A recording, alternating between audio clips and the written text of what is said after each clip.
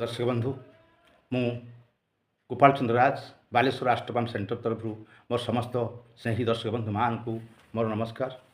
आज विषय वस्तु टे आलोचना रखा जाइछि तुला राशि संपर्क में। आसंता काली शुक्र चलन उपलक्षे तुला राशि ये पंचम को जिते शुक्र चलन हम ये निश्चित भाव में शुक्र आशीर्वाद दैवी आशीर्वाद हाथ लंबी आसो ये आज विषय वस्तु। एवं आम जा संपूर्ण विषय वस्तु को तुला राशि शुक्र जहाँकर अधिपति जहाँकर लग्नाधिपति शुक्र जहाँपाई अत्यंत जोगकार खेले शुक्र।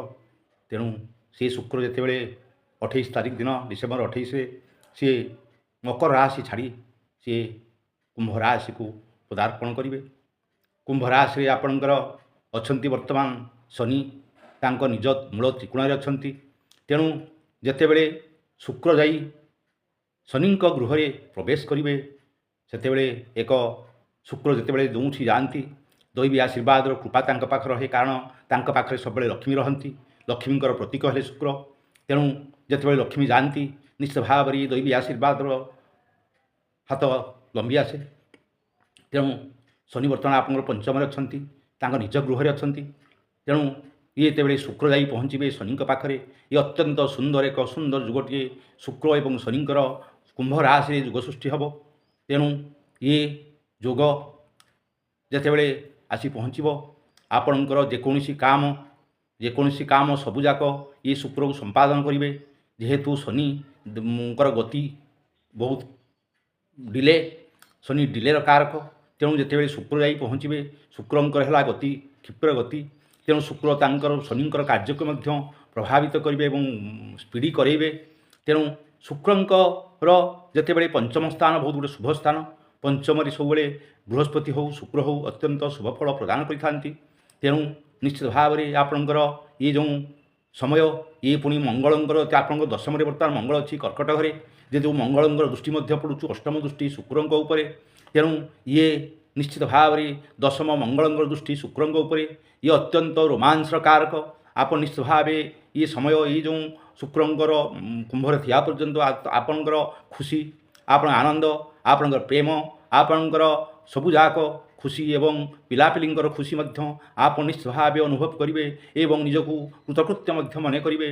ये अत्यंत शुभ समय ये शुभ समय निश्चित भाव में दैवी आशीर्वाद लंबी आसो एवं आपण उपरकू आप जहाँ पूर्व प्रारब्धरू बा पूर्व जन्मरू बा पूर्व समयरू जो भल काम करेंगे तार रिजल्ट शुक्र आनिक पहुँचेदेवे आप। तेणु निश्चित भाव में आपणकर परिश्रमर आपणकर पूर्व परिश्रमर सार्थकता मेटिब। आप निश्चित भाव जो समस्या भितर टी चली से आप मुक्त होइबे कारण शुक्र पंचम को आसवे जिते आप जोगकारक आप शुक्र निश्चित भाव में आपन को अनेक सहायतार हाथ बढ़ेबे। आपणकर निश्चित भाव में जदि कर्म निजुक्ति जहाँ थाए से कर्म निजुक्ति भी करेंगे। जदिव बर्तमान आप अष्टम बृहस्पति अच्छी अष्टम बृहस्पति रहिले भी किसी प्रॉब्लम नहीं कारण शुक्र बर्तमान आप जोगकारक हो गले। तेणु शुक्र जमी फल दियंती बृहस्पति जमी फल दियंती शुक्र सेमती फल देवे आपको पंचम स्थान रही। तेणु ये अत्यंत सुंदर जुगटे आप पाइबे शुक्र एवं शुक्र को पुणी मंगलंकर दृष्टि रोचे जो मैंने नूतन युवक युवपीढ़ी व्यक्तिशेष तुला राशि होते निश्चित भाव में आपणकर प्रेम संपर्क क्या सहित संपर्क हम एवं आप निश्चित भाव रोमांस आप निश्चित भाव मन खुशी आप निश्चित भाव ये आसब। तापर शुक्रंकर दृष्टि रोचु आपणकर नवम स्थान को मन रखु शुक्र जितेबले रोचंती कुंभरे। तेणु तांकर दृष्टि ये आपणकर नवम स्थान मिथुन को रोचे। तेणु ये निश्चित भाव में ये जितेबले शुक्र नवम स्थान को दृष्टि दौरान पंचम दृष्टि में ये निश्चित भाव में भाग्य आपको सहाय कर आपण भाग्य टोटाल आपको पाखे रही। तेणु कौन प्रकार असुविधा आसबार ना आपणकर। तेणु आपणकर पुणी एकादश स्थान को शुक्र दृष्टि रोचे सप्तम दृष्टि एकादश स्थान को रोचे। तेणु एकादश स्थान को सप्तम शुक्र दृष्टि रुहे धन आगमनर बा कौन जॉब आगमनर बा कौन सोसाइटी सहित संपृक्त थे आप ये सबू दिगरे आप अनेक किसी सम्मान आप प्रतिष्ठा निश्चित भाव में बढ़ो ए संदेह ना। तापर पुणी आपणकर लग्न स्थान को जो पंचम रही ये नवम दृष्टि आपणकर लग्न को देखुंट आप देहपा जब प्रोब्लेम थी जदि किसी हर्मोनाल प्रोब्लेम थी जदि स्त्री लोक जब पीरियडिकल इश्यू थी ये सबू यही समय सबूजाक प्रोब्लेम आप सल्व करेंगे शुक्र। ତେଣୁ ଶୁକ୍ରଙ୍କର ଇଏ ପଞ୍ଚମ ଦୃଷ୍ଟି, ଇଏ ସପ୍ତମ ଦୃଷ୍ଟି, ଇଏ ନବମ ଦୃଷ୍ଟି ଆପଣଙ୍କ ପାଇଁ ଏକଦମ ଦୈବୀ ଶକ୍ତିର ବା ଦୈବୀ କୃପାର ଆଶୀର୍ବାଦ ଇଏ ନିଶ୍ଚିତ ଭାବରେ ଆପଣଙ୍କୁ ସବୁ ସହାୟ ହେବେ ଏବଂ ଆପଣ ନିଶ୍ଚିତ ଭାବେ ସମୟକୁ ଆପଣ ମାଡ଼ି ମାଡ଼ି ଚାଲିବେ। ଏକଦମ ସୁନ୍ଦର ଭାବରେ ଆପଣଙ୍କ ସମୟ ଅତିବାହିତ ହେବ। ତେଣୁ ବର୍ତ୍ତମାନ ଶନି ଯେଉଁ ପଞ୍ଚମ ରହି ସେମିତି କିଛି ଭଲ ଫଳ ଦେଉନଥିଲେ, ସିଏ ମଧ୍ୟ ଭଲ ଫଳ ଦେବା ଆରମ୍ଭ କରିବେ ଶୁକ୍ରଙ୍କ ସହିତ ରହି। ଶୁକ୍ରଙ୍କ ସାନ୍ନିଧ୍ୟ ପାଇବେ ଶନି।